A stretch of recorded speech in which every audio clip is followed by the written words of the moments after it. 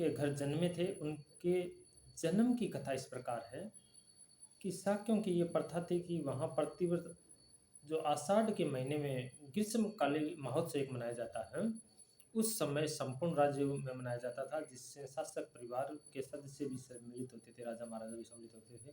सामान्यतः यह महोत्सव 7 दिन तक मनाया जाता था। एक बार महामाया ने उस उत्सव में बहुत ही उल्लास होता तथा फूलों से सुगंधित के साथ मनाने का निश्चय किया, किंतु उसमें मादक पेय पदार्थों का सर्वथा वर्जित ही रखा गया है। 7वें दिन वह प्रातःकाल जल्दी उठी, सुगंधित जल से स्नान किया और 4 लाख कापासनों का दान किया तथा सभी मूल्यवान गहनों को स्वयं को सुशोभित किया, मनपसंद भोजन किया, व्रत का संकल्प लिया और भव्यता के साथ सजाए हुए राजकीय में सोने के लिए चली गई। उस दिन रात शुद्धोधन और महामाया का संपर्क और महामाया के ने गर्भ धारण किया और राजकीय शैया पर उसे नींद आ गई। निंद्रा में महामाया ने एक स्वप्न देखा। उस स्वप्न देखा कि वह अपनी शैया पर सो रही है और चतुर्दिक महाराजिक देवता उसकी शैया को उठा ले गए और उन्होंने हिमालय क्षेत्र में एक विशाल साल वृक्ष के नीचे रख दिया और वे देवता पास ही खड़े। तब चतुर्दिक महाराजिक देवताओं की देवियां वहां आई और उसे ठाकुर मानसरोवर ले गई। उन्होंने वहां स्नान कराया और स्वस्थ वस्त्र पहनाए और सुगंधित का लेप किया और फूलों को इस प्रकार सजाया संवारा कि किसी दिव्य पुरुष को सम्मिलित योग्य बना जाए। तब सुमेध नाम का एक बोधिसत्व उनके सामने प्रकट हुआ और बोला, मैंने अपना अंतिम जन्म पृथ्वी को धारण करने का निश्चय किया है। क्या आप मेरी माता बनना स्वीकार करेगी? ये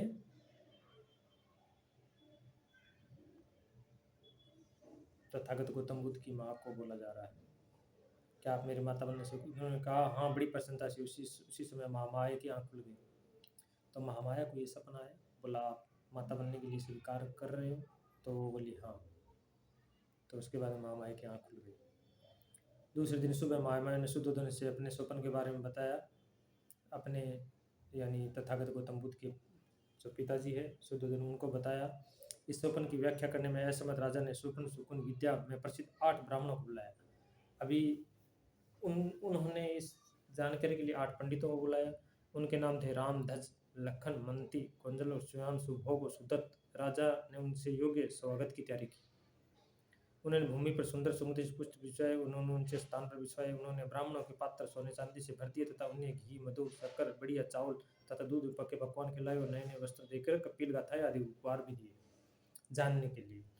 जब ब्राह्मण संतुष्ट हुए, प्रसन्न हुए, तो शुद्धोधन महामाया के सपन वार कह सुनाया, मुझे बताया क्या अर्थ। ब्राह्मण ने उत्तर दिया, महाराज, आप चिंतित न हो, आपके यहाँ पे एक पुत्र होगा। यदि वह गृहस्थी रहेगा तो चक्रवर्ती राजा बनेगा। यदि ग्रह त्याग कर सन्यासी होगा तो संसार में भ्रांति तथा अंधकार का नाश करने वाला बुद्ध होगा। ये उनको पहले बता दिया गया। बोधिसत्व को पात्र में रखे तेल की तरह महामाया 10 चंद्रमास तक उसे गर्भ में धारण किए रहे। प्रसव के समय समीप आया तो उन्होंने अपने मायके जाकर शिशु को जन्म देने की इच्छा प्रकट की। उन्होंने अपने पति से कहा, मैं अपने पिता के घर ही देवदह जाना चाहती हूँ। शुद्धोधन ने उत्तर दिया, तुम जानती हो कि तुम्हारी इच्छा पूरी की जाएगी। कहारों द्वारा उठाई गई श्रवण पालकी में बिठवा कर शुद्धोधन अपने सेवक सेविकाओं के साथ महामाया को उनके पिता के घर भिजवा दिया गया। यह कड़ी है 18 नंबर, है ना? बाकी कल देखते हैं।